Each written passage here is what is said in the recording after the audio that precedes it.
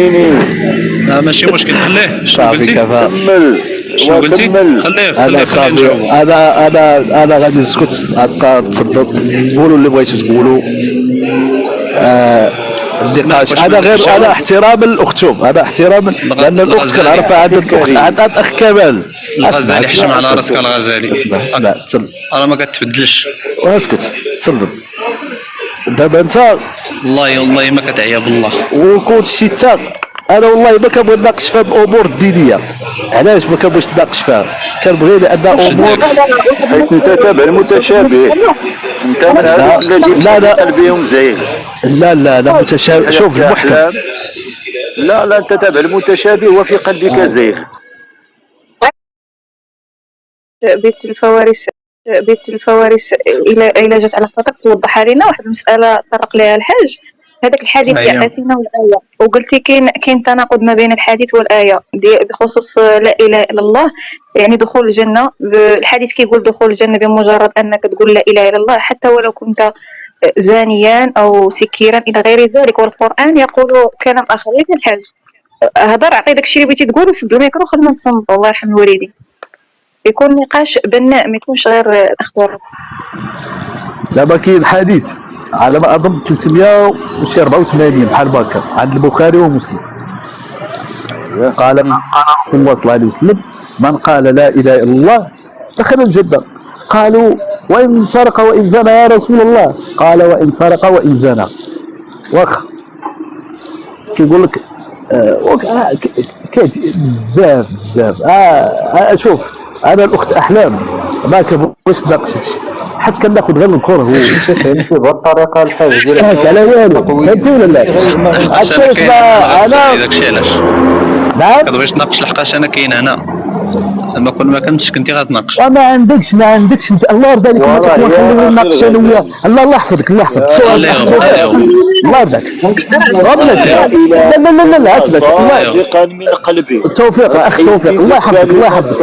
الاخ توفيق الاخ خليه هو ديما كيقول لي تفضل زيد تفضل انت دابا جاوبني على هذه. يلا انا ديجا سلختك، انا دائما كنسلخك كنعطي على راسي. كتسلخني وفين عمري ما كنعرفك انا، راه كنتسناك حتى كدوي لي. انا عمري ما تناقشت معاك، دابا عاد نتناقش معاك اجي نتناقش انا وياك. انت طلقتي شنو قلتي في الاول؟ قلتي كنعرفك ودابا ما كتعرفنيش. التناقض كانت عندك سميه اخرى. الله يرحم والدين. انا شوف انا كيهمني هذاك السؤال اللي طرح الحاج، انا درت اجابه عليه حتى الاخوه اجابه عليه. شنطون ستات دونك غنبقاو نناقشوا بحال هكا باستفاده. الله يخليكم وسدوا الميكرووات كاملين وخلينا نسمعوا. لا ماشي مشكل. شهد ان لا اله الا الله دخل الجنه، هو الحديث. هذا هو الحديث اللي ذكروه. نعم هو اييه. وفين وجه التعارض بينه وبين الايه؟ فين التناقض؟ اش من ايه ذكر؟ لا هضر انت سديتي الميكرو. هضر راه فتحنا لك الميكرو. حيدتي لي الميكرو. شوف انا ما قلت لك متناقض مع الايه، انا قلت لك غير الحديث. اما انا بغيت نجبد لك انا احاديث كثيره متناقضه مع الايات نجبد لك. تفضل نتحداك. انا غادي نجبد لك دابا. يلا. الوصيه للوالدين والاقربون ياك. اييه. تعالى حديث ديال الرسول صلى الله عليه وسلم كيقول لا وصيه لوارث ياك. لا وصيه لوارث. اييه هادشي حفظناه. هذه ايه ياك. قول لي انت هاد القضيه ديال لا وصيه لوارث، هو الحديث وها هي الايه كتقول الوصيه للوالدين والاقربون ياك. صافي ساليتي. وورث سليمان داوود. ها هو جاوبنا انت على هذا. حل لنا هذا المشكل وحلنا المشكل ديال هذه الايه ديال الحديث. من قال لا اله الا الله دخل الجنه. قال وان سرق وان زنى. قال وان سرق وان زنى.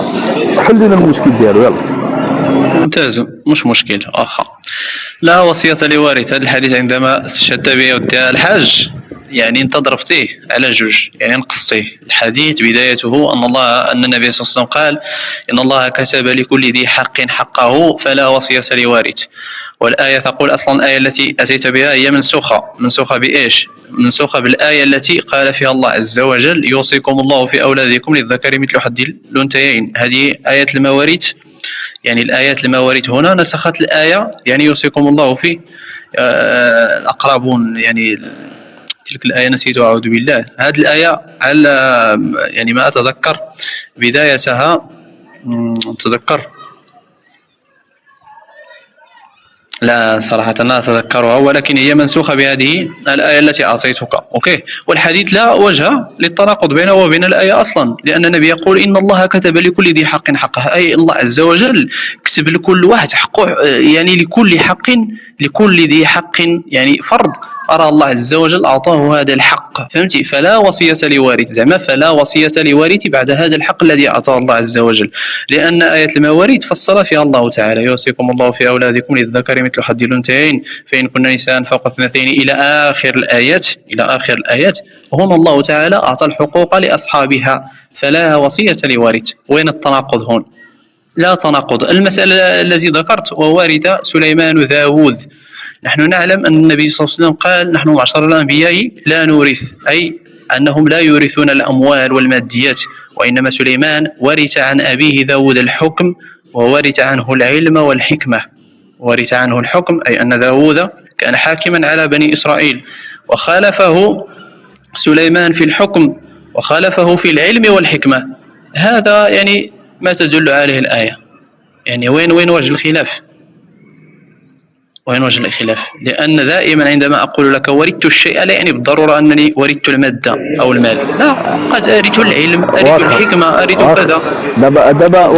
دابا تصمت، دابا بغيت غير دابا انت قلتي نحن لا نورث. كاين واحد الحديث اخر ديال ان الرسول صلى الله عليه وسلم ذراع اليهودي المرهونه عنده مات وذراعه مرهونه عند يهودي. هذا حديث تا هو ربما ما عرفتش واش عارفه ولا ما عارفوش، المهم راه كاين غير صحيح. المهم ثم الحاجه اللي كتثبتوا راه كتبداو تقولوا لا صحيح. دابا غير واش كاين واش اعطي لكل ذي حق حقه لا وصيه لوارثك.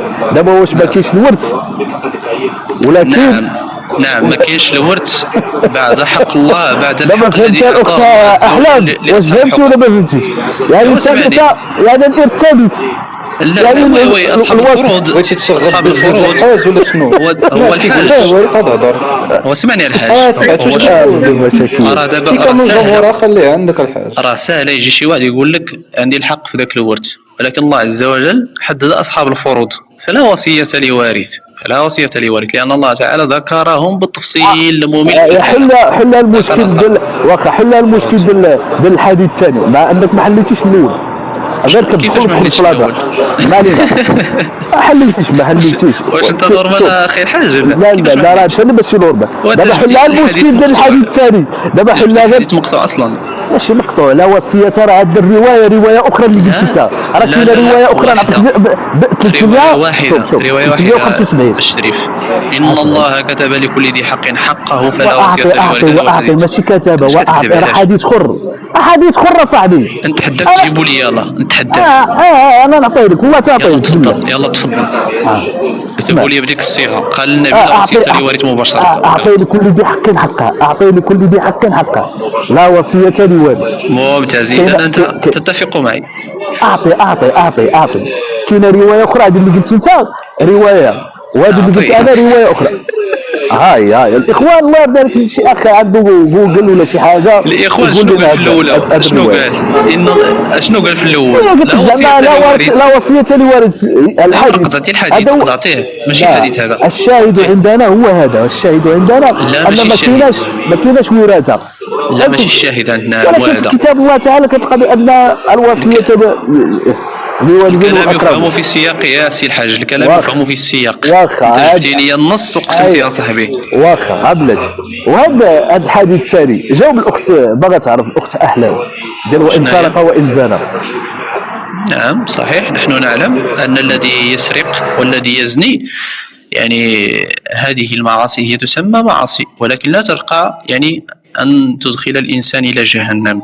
نعلم أن المسألة الوحيدة التي تدخل الإنسان إلى جهنم هي الشرك بالله، ولكن هذه معاصي. نحن يعني عباد، نزني، نسرق، ربما نقتل، ولكن كل هذه المسائل يعني تظل مستدركة بباب التوبة. انت دابا انت شي واحد زنا غيزنا مثلا ارتكب معصيه أيزني المؤمن، قال لك نعم يزني المؤمن ولا يكذب. هذا كاين حديث اخر تا هو. المهم وقت احلام اسمع ولا يكذب حديث ضعيف. حديث ضعيف المؤمن لا يكذب. دقيقة فقط، دقيقة. نعم هو شوف مسألة الإيمان نعم ينقص بهذه المسائل. الإيمان يزيد بالطاعات وينقص بالمعصيات. مثلا عندما أزني فالإيمان هنا ينقص، ولكن هل أنا ما زلت على الإسلام؟ نعم أنا ما زلت مسلما، ولكن مثلا عندما أشرك بالله أنا هنا أسمى بالمحرمات في كتاب الله تعالى. الزنا صاحبي اسمع باش تفهم. ذكرت مسألة، قلت هنالك فرق بين الإسلام والإيمان. الإيمان مرتبة زائدة على الإسلام. ممتاز. مثلا عندما أرتكب هذه المعاصي التي قلت، فأنا لا أسمى أنني خرجت من الإسلام، بل أسمى أن إيماني ينقص، ربما يصير إيماني إلى الصفر، ولكنني ما زلت مسلما، لأن الأركان الخمسة للإسلام هي أن تشهد أن لا إله إلا الله، وأن تقيم الصلاة، وأن تؤتي الزكاة، وأن تحج البيت إن استطعت إليه سبيلا، وأن تصوم رمضان. هذه هي الأركان الخمس. لو فرضنا ذلك الفرض الذي أنت تقوله، لو أن الإنسان زنى والله عز وجل أدخله لجهنم، هذا ظلم، لأنه إنسان قاصر. والله تعالى بنفسه يقول لا تقنطوا من رحمة الله، لا تقنطوا من رحمة الله، إن الله يغفر الذنوب جميعا حتى الشرك. حتى أن العلماء قالوا في مسألة الشرك إذا أشرك الإنسان وتراجع في آخر حياته بتوبة نصوح فإن الله عز وجل يغفر له، يعني أن التوبة يعني تجب ما قبلها دائما. ولكن إذا مات على الشرك خلاص، يعني أنت تسمى مت على الشرك، تسمى مت مشركا، لكي تعلم أن الله تعالى رحيم، وأن الله يعني عدل، لا يظلم ربك أحدا، دائما باب التوبة مفتوح. تأتيني سير قلب على الشبهات، دابا نبقى حاضي انايا، دابا يجيب لي شي شبهه عاوتاني في جوجل ويبقى يرميها عليا، نبقى نجاوبو. هو يمشي يقلب لك عاوتاني على شي شبهه، صافي الحاج. هذيك المسألة راه باينة، ديال حتى يشرب ولا تيسرق ولا تيزني ولا تيدير المحرم، ما كتخرجوش على الملة، هو مازال على ملة ديال محمد صلى الله عليه وسلم، لكنه يعتبر مسلم. قال لك النبي لا يزني وهو مؤمن. أي هنا الدلالة على إيش؟ أي أن الذي يزني إيمانه ينقص، لأن المؤمن هي مرتبة فوق الإسلام. المؤمن هو يتسم بالتقوى، يخاف الله عز وجل، لا يرتكب المعاصي، ولكن عندما ترتكب هذه المعاصي لا تكون في مقام الإيمان. هذا هو قصد النبي، أي أن إيمانك هنا ينزل. اوكي، شنو كفارة الزنا؟ مادام الزنا من الموبقات السبع، شنو كفارتها؟ الجلد. الجلد. وشنو كفارة السحر؟ باش لنفترض الإنسان بغى يتوب ويبدا صفحة جديدة. يتوب الأخت نجلة، يتوب. باب التوبة مفتوح دائما أمام الإنسان. وهذيك المظالم اللي اقترف حق الناس، هذيك بينك وبين الناس، هذيك يعني خاص يعني الإنسان إذا انتوبت لا تقبل عند الله. لا ماشي لا تقبل، لا شوف بينه لا دقيقة عند المظالم. لا شوف، من ناحية التوبة تقبل توبته وتكتب له الحسنات ويكون مسلما، ولكن لما يموت يوم القيامة أولئك الناس الذين ادلهم المظالم كيعوضهم بالحسنات ديالو، لأن هنا من تمام العدل. دابا انت ديري شي مظلمة لشي واحد يوم القيامة كتعوضه، ولكن هذا ما كيعنيش انك كافر، تقدر تعوضه، الله عز وجل يغفر لك. الله كيفصل بيناتهم. الله كيفصل بيناتهم، ولكن يا أخي خويا الفوارس عنده واحد التعقيب، أخويا إلا جات. السلام عليكم. كاينه قضيه ديال الجنه، كلمه الجنه في القران مرتبطه بالايمان والعمل الصالح، فما تلقى ايه فيها الجنه تلقى العمل الصالح، هناك ليس بالقول بالعمل. فعندما نقول اشهد ان لا اله الا الله، هذا لا يقتصر بانه فسوف ندخل الى الجنه، هذا يتناقض مع العمل، لان العمل بعده والقول بعده، فالجنه لها جزاء بالعمل عندما تعمل لا. لأن الآية القرآنية كلها مرتبطة، الجنة كلها مرتبطة بالعمل الصالح لا لا وليس بالقول الصالح. لا، نجاوبك. الجنة لا أحد يدخلها بعمله. ممكن دير ميوت. الجنة لا أحد يدخله بعمله. هنالك حديث صحيح ثابت عن النبي صلى الله عليه وسلم أنه سئل في هذه المسألة، قال له الصحابة: أسندخل الجنة بعملنا؟ قال لهم: لا. قالوا: ولا أنت يا رسول الله؟ قال: ولا أنا، إلا أن يتغمدني الله برحمته. أي رحمة الله عز وجل هي السبب الرئيسي والأساسي في دخول الإنسان إلى الجنة، ولكن أيضا وفق العمل، لأن الله تعالى ماذا يقول؟ إن رحمتي وسعت كل شيء فسأكتبها لإيش؟ للذين آمنوا ويتقون، أي للذين يعملون في الدنيا، للذين يجتهدون.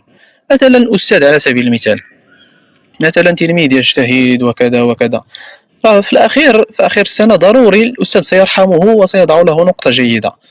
ولكن مثلا التلميذ الكسول لا يعمل. دقيقة فقط، دقيقة. التلميذ الكسول الذي لا يعمل ولا شيء، ويأتي في نهاية السنة ويقول: الأستاذ يرحمني، هل سيرحمه؟ لا، لأنك أصلا في الأساس أنت لم تقوم بأي فعل قد يؤدي أو قد يجعل ذلك الأستاذ يرحمك أو يضع لك نقطة جيدة. لذلك ضروري. فهمت يا أخي؟ وي إذا أخويا العمل، إذا لاباز نقولوا لاباز الأساس هو العمل، حيت ملي تقول الكلمة لا جزاء، اسمع، جزاء بما كانوا يعملون، ديما الجزاء حدا لاصق العمل، أنه هذاك العمل هو اللي غادي يمكنك، اللي غادي يدخلك الجنة بهذاك العمل. نقول لك أخويا عبدو، أقول لك واحد المسألة. أنا متفق معك أن العمل هو سبب رئيسي في دخول الإنسان إلى الجنة، ولكن تدري حتى أن مسألة فقط حسن الظن بالله عز وجل، الإنسان قبل ما يموت يحسن الظن بالله عز وجل، هذه في حد ذاته هنالك حديث في هذه المسألة أن الله تعالى يغفر له ويدخله الجنة.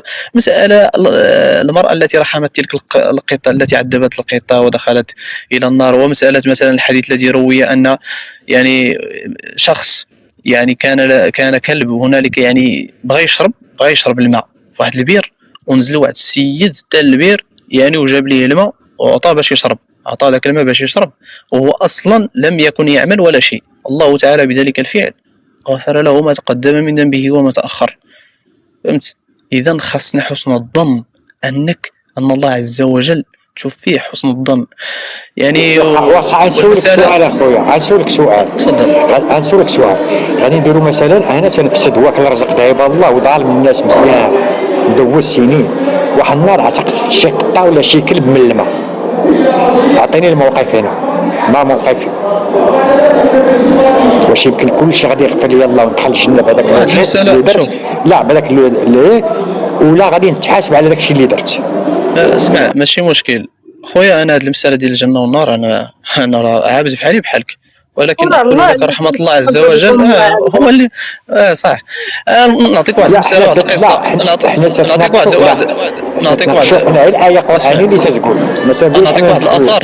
نعطيك واحد الأثر. أبي نواس شاعر عباسي شديد الشعر، كان يتفنن في الشعر، كان دائما يذم المساجد ويذم العابدين في أبياته الشعرية. كان سكيرا لا يعبد ولا يصلي ولا شيء، بل عندما تذكر المساجد كان يذمها في أبياته. هذا السيد من اللي مات ذكرت مسألته للإمام الشافعي، قال له الإمام الشافعي: والله لن أصلي عليه، لا أحد يصلي عليه. ملي مشاو بغاو يغسلوه لقاو واحد الورقة في الجيب ديالو، ورقاوها وقدموها للإمام الشافعي. شنو لقى فيها؟ لقى فيها أبيات على شكل تالي: يا ربي إن عظمت ذنوبي كثرة فلقد علمت بأن عفوك أعظم، إن كان لا يرجوك إلا محسن فلمن يلوذ ويستجير المجرم، أدعوك ربي كما أمرت تضرعا فإذا رضست يدي فمن ذا يرحم، ما لي إليك وسيلة إلا الرجاء وجميل عفوك ثم إني مسلم. هاد الأبيات هاد السيد السكير الذي كان يذم المساجد، هاد الأبيات خلت الإمام الشافعي يبكي، يبكي عليه لدرجة أنهم حملوه وغسلوه وصلوا عليه وطلبوا له المغفرة. باش تعرف أن المسألة هنا تتعلق بحسن الختام. راه يبان لك الانسان يصلي يزكي وفي الاخر الختام ديالو يعني قد تكون شي حاجه ماشي مزيانه.